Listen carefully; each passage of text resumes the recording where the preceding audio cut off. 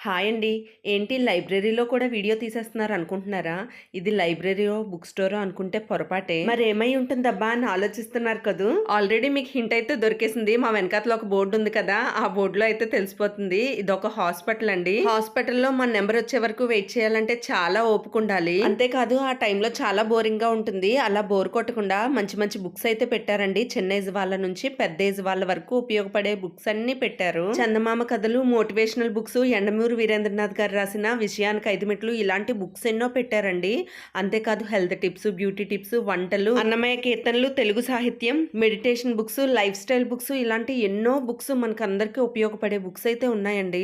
ఇన్ని బుక్స్ కొనాలంటే చాలా డబ్బులవుతాయి. ఇలాంటి గొప్ప ఆలోచన వచ్చిన డాక్టర్ గారికైతే పాదాభివందనాలండి. నాకు కందుకూరి వీరేశలింగం గారు రాసిన ఒక సామెత గుర్తొచ్చింది. చిరిగిన చొక్కా అయినా తొడుక్కోగాని ఒక మంచి పుస్తకం కొనుక్కో అని. నిజంగా ఒక మంచి పుస్తకం ఒక మనిషి తలరాతను కూడా మార్చేస్తుంది.